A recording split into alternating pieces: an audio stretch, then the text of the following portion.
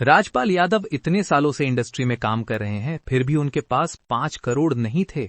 राजपाल ने फ्रॉड करा और इसीलिए वो जेल गए। यही वो बातें हैं जो पिछले कई सालों से उनके नाम के साथ जुड़ी हुई थीं। लोगों ने उन्हें कंगाल और धोखेबाज तक कहना शुरू कर दिया था और सोशल मीडिया पर उनकी इमेज पूरी तरह बदल चुकी थी। लेकिन अब खुद राजपाल यादव ने अपनी जेल यात्रा को लेकर ऐसा खुलासा किया है जो इस पूरी कहानी को एक अलग ही दिशा दे देता है। राजपाल का कहना है कि अगर सिर्फ 5 करोड़ रुपए का मामला होता तो वो कभी जेल नहीं जाते। उनके मुताबिक असली वजह पैसे की कमी नहीं थी, बल्कि एक ऐसा कानूनी मामला था जो धीरे धीरे बहुत ज्यादा उलझ गया। वो इसे एक साधारण कर्ज नहीं बल्कि सिद्धांतों का मामला बताते हैं। यानी बात सिर्फ पैसे की नहीं थी, बल्कि उस पूरे केस के पीछे कुछ बड़े फैसले और शर्तें भी जुड़ी हुई थीं। यहीं से कहानी में ट्विस्ट आता है। राजपाल यादव के मुताबिक जिस 5 करोड़ के विवाद की बात हो रही है, वही मामला आगे चलकर करीब 17 करोड़ रुपए के नुकसान में बदल गया।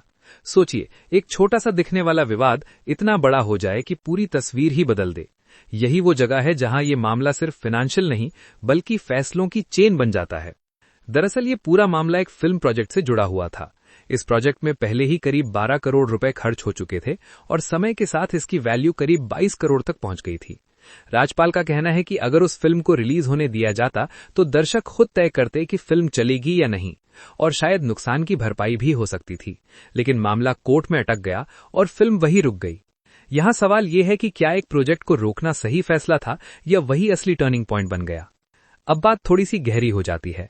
रिपोर्ट्स के मुताबिक 2010 के आसपास लिया गया ये लोन समय पर चुकाया नहीं जा सका और जब कोर्ट के आदेशों का पालन नहीं हुआ तब 2018 में उन्हें जेल जाना पड़ा। यानी मामला सिर्फ पैसे का नहीं था बल्कि लीगल प्रोसेस को हल्के में लेने का भी था। कई बार हम सोचते हैं कि बाद में संभाल लेंगे, लेकिन कानून में टाइमिंग ही सबसे बड़ी चीज होती है। राजपाल यादव ये भी कहते हैं कि उनके पास पैसे की कभी कमी नहीं थी और वो चाहें तो इतनी रकम जल्दी जुटा सकते थे। लेकिन यहीं पर लोगों के मन में सबसे बड़ा सवाल आता है कि अगर पैसे थे तो मामला इतना बढ़ने क्यों दिया गया। क्या ये ओवर कॉन्फिडेंस था या फिर भरोसा की चीजें अपने आप सुलझ जाएंगी। यहाँ एक और एंगल भी निकल कर आता है जो शायद कम लोग सोचते हैं। फिल्म इंडस्ट्री में कई बार क्रिएटिव फैसले और फाइनेंशियल फैसले टकराते हैं। एक तरफ प्रोजेक्ट को बचाने की कोशिश होती है, दूसरी तरफ लीगल प्रेशर बढ़ता जाता है। ऐसे में कई बार अच्छे इरादे भी गलत नतीजों में बदल जाते हैं। अगर हम उनके करियर को देखें तो राजपाल यादव ने सालों तक लोगों को हंसाया है और अपनी अलग पहचान बनाई है। लेकिन यही इंडस्ट्री है जहां एक छोटी सी चूक भी बड़ी कहानी बन जाती है और फिर वही कहानी लोगों की नजर में आपकी पहचान तय करने लगती है।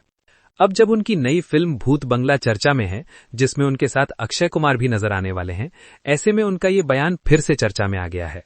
कुछ लोगों को लगता है कि ये उनकी इमेज को साफ करने की कोशिश है, जबकि कुछ का मानना है कि अब वो उस समय की पूरी सच्चाई सामने रखना चाहते हैं। असल में ये कहानी किसी एक सही या गलत की नहीं लगती, बल्कि फैसलों और हालात के टकराव की लगती है। जहां एक तरफ एक कलाकार अपने प्रोजेक्ट को बचाना चाहता है, वहीं दूसरी तरफ कानून अपनी जगह पर सख्त रहता है।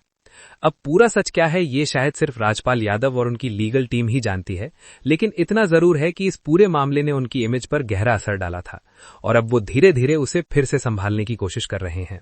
तो आपको क्या लगता है, राजपाल यादव की ये 5 करोड़ वाली सफाई एक अधूरी कहानी है या पूरा सच? अपनी राय कमेंट में जरूर बताएं और ऐसे ही अपडेट्स के लिए XB Update 24 को सब्सक्राइब करना ना भूलें।